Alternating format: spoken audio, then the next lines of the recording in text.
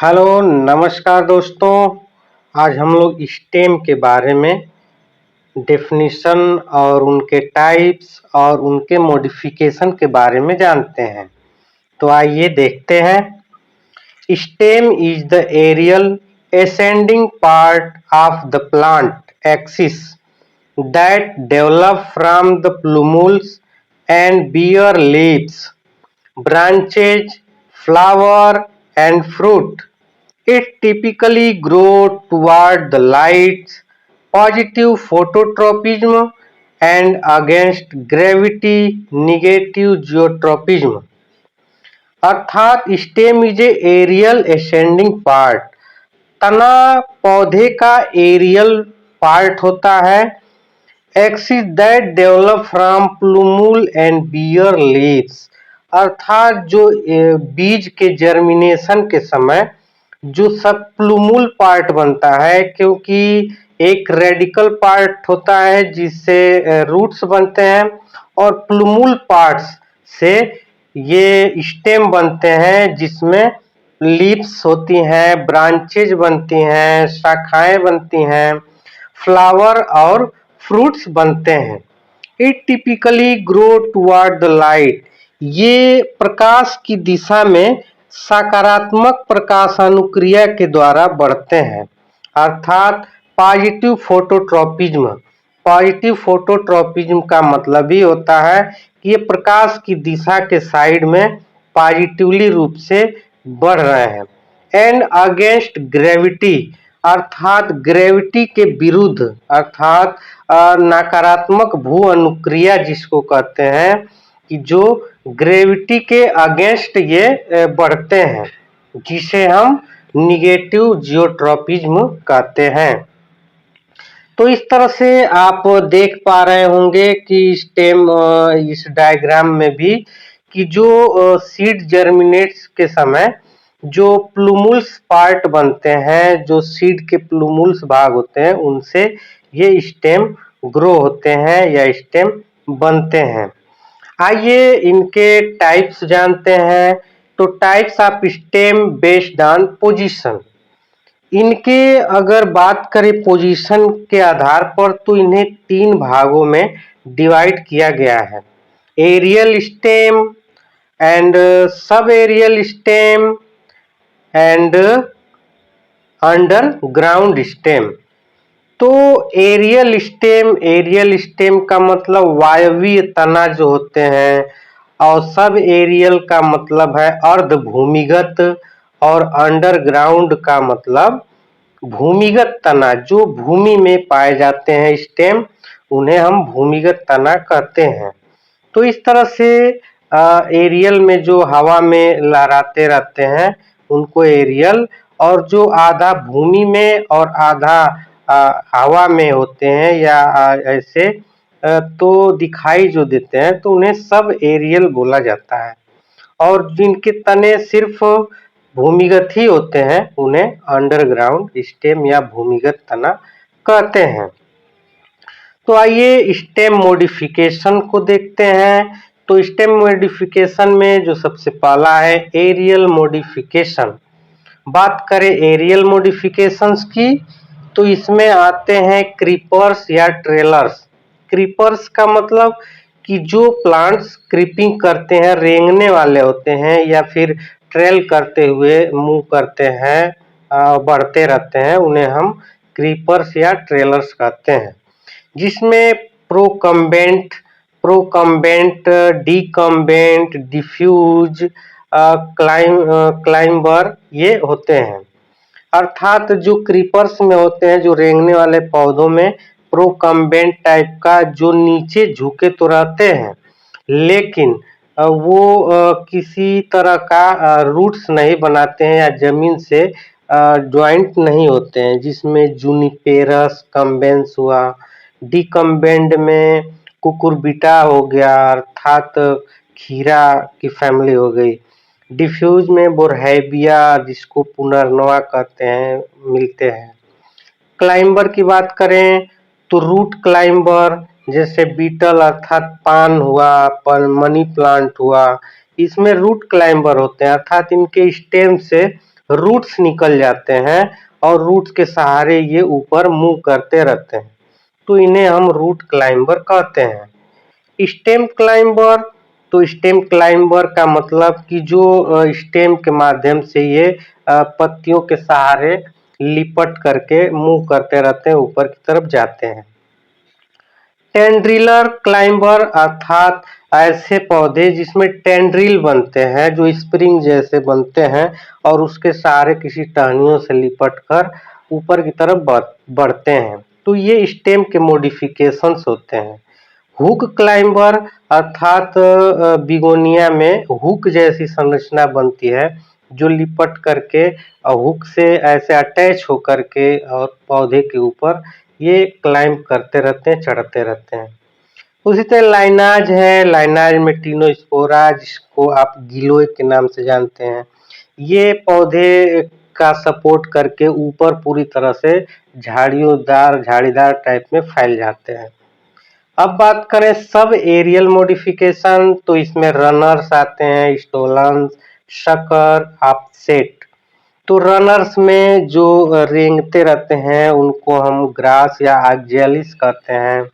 Stolen में mint आते हैं, शकर में बनाना आता है, ऑफसेट में पिस्टिया एंड इकार्निया आते हैं। इसके बारे में हम लोग एक-एक करके जानेंगे कि किसको हम लोग रनर्स या स्टोलन, शकर, ऑफसेट किसको कहते हैं। तो इसको हम लोग एक-एक करके डायग्राम के माध्यम से में भी समझेंगे और ये जानेंगे कि ये कैसे स्टेम के मॉडिफिकेशंस अलग-अलग टाइप्स में बने होते हैं। तो इसे आप रिपीट करके भी आप पॉज करके देख सकते हैं कि इनमें एरियल और सब एरियल हम लोग पढ़ पाए हैं। तो आइए इसको हम लोग एक-एक करके जानते हैं प्रोकम्बेंट, डिकम्बेंट के बारे में। अर्थात प्रोकम्बेंट जो कि एक क्रीपर्स था, जो ट्रेलर प्लांट था, ऐसा तना जो जमीन की सतह पर लेटा रहता है, लेकिन नोड से जड़ नहीं निकलता है, तो उनके गांठों से रूट्स नहीं निकलते हैं। तो इस प्रकार के जो स्टेम होते हैं उनको हम प्रोकम्बेंट कहते हैं। अर्थात ये फैले रहेंगे पूरे सतह पर, लेकिन ये इसमें स्टेम में से रूट नहीं निकलते। डिकम्बेंट की बात करें तो डिकम्बेंट में ऐसा तना जो आधार से जमीन पर लगा होता है, लेकिन सिरे ऊपर की तरफ उठे रहते हैं। इसमें आप अक्सर देखते हैं कि जो ककम्बर या फिर कह सकते हैं कि ये लौकी की जो प्रजातियां इसमें पाई जाती हैं। आइए देखते हैं कि ये रूटलेट क्लाइंबर जो मनी प्लांट है, देख सकते हैं इसमें इनके स्टेम से रूट्स निकले हुए हैं। दूसरा है हुक क्लाइंबर, जिसमें हुक बने हुए हैं, ये हुक के माध्यम से अटैच होकर के किसी अन्य प्लांट से ये मूव करते हैं। उसी तरह टेंड्रिलर क्लाइंबर, जिसमें टेंड्रिल बन रहा है, पी में अक्सर देखने को मिलता है, देख सकते हैं टेंड्रिल बने हुए हैं। उसी तरह लीफ क्लाइंबर, लीफ जैसा स्ट्रक्चर देखने को मिलता है, जो क्लेमाइटिस में ये दिखने को मिलता है। लीफ क्लाइंबर, लीफ के माध्यम से ये मूव करते रहते हैं अटैच करके दूसरे प्लांट के सहारे। ट्विनर में जैसे कस्कुटा हो गया, ये कस्कुटा किसी अन्य प्लांट के सपोर्ट से ऊपर चढ़ जाते हैं, किसी अन्य पौधे पर क्लाइंब करते हुए ये पहुंच जाते हैं और उनको सहारा मिल जाता है। तो इस तरह से ये आप जान पाए क्लाइंबर स्टेम। आप देखते हैं कि रनर, जैसे हम लोगों ने देखा था सब एरियल में, तो सब एरियल में रनर जो होते हैं, रनर का मतलब कि आप देख सकते हैं रनर पार्ट कि जमीन की सतह पर ये फैलता है और जिसमें से नई नई गांठों से जड़ बनता है और उस जड़ से नया पौधा बन जाता है। स्टोलन में देख सकते हैं कि हॉरिजन स्टेम कभी-कभी जमीन के नीचे या ऊपर से बढ़ सकता है और नोड से ऊपर की ओर नया पौधा उत्पन्न करता है, अर्थात नोड से नया पौधा बन जाता है, जिसका एग्जाम्पल पुदीना है, मिंट। शकर में देख सकते हैं कि शकर एक अंडरग्राउंड स्टेम से जो मुख्य स्टेम से जड़ निकल जाते हैं और ऊपर उठ करके पौधा बना देता है, जैसे बनाना हुआ, पाइनएप्पल हुआ, क्रिसैंथेमम हुआ। तो ये शक्कर के एग्जाम्पल्स हैं। अब देखते हैं ऑफसेट। तो ऑफसेट का मतलब जो कि ये भी सबएरियल है। तो ऑफसेट एक छोटा मोटा हॉरिजॉन्टल ब्रांच है जो जल में रहने वाले पौधों में अक्सर पाए जाते हैं और जिसके माध्यम से ये तेजी से फैलते हैं। और जो ऑफसेट बन रहा है, ऑफसेट से ही एक नया पौधा बन जाता है। तो ये पिस्टिया में, वाटर हायसिंथ जिसको जलकुंभी कहते हैं, इनमें ये देखने को मिलते हैं। अब हम लोग अंडरग्राउंड स्टेम मॉडिफिकेशंस देखेंगे, जो कुछ ऐसे एडवर्स कंडीशंस होते हैं जो प्लांट्स अंडरग्राउंड स्टेम मॉडिफाइड हो जाते हैं। इनमें नोड, इंटरनोड, बड्स पाए जाते हैं। तो नंबर 1 पे है rhizomes, tuber, bulb and corm. तो राइजोम, ट्यूबर, बल्ब और कॉर्म, ये 4 प्रकार के अंडरग्राउंड मॉडिफिकेशंस होते हैं। जिनमें बात करें राइजोम की, तो ये हॉरिजॉन्टली रूप से ये ग्रो करते हैं, जिनके एग्जाम्पल जिंजर अर्थात अदरक में देखने को मिलते हैं।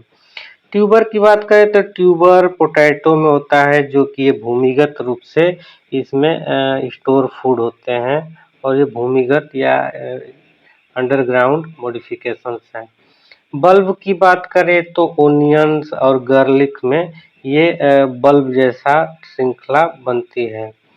बात करें कॉर्म की, तो कॉर्म अर्थात कोलकेशिया, जैसे अरवी जो होते हैं, इनमें ये भूमिगत मॉडिफाइड होते हैं। जिंजर में देख सकते हैं कि इसमें nodes, internode, scale leaf, bird, ये सब देखने को मिल रहे हैं, जो ये अंडरग्राउंड ही रूप में होते हैं और ये एक अपने वेजिटेटिवली तरीके से डेवलप होते हैं।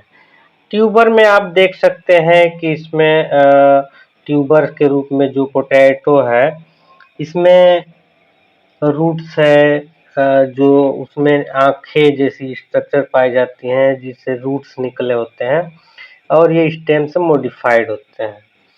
ये ओनियन में देख सकते हैं कि जो बल्ब के रूप में या एक बल्ब साइड जैसा स्ट्रक्चर ये अंडरग्राउंडली पाए जाते हैं। कॉर्म में देख सकते हैं जो कोलकेशिया अर्थात अरवी है। ये अरवी में खास बात ये होती है कि इनमें सीधा और थोड़ा मोटा भूमिगत तना होता है, जिसमें नोड कॉर्म जैसा स्ट्रक्चर मिलता है। ये कॉर्म ही डेवलप करके एक प्लांट बनाती हैं।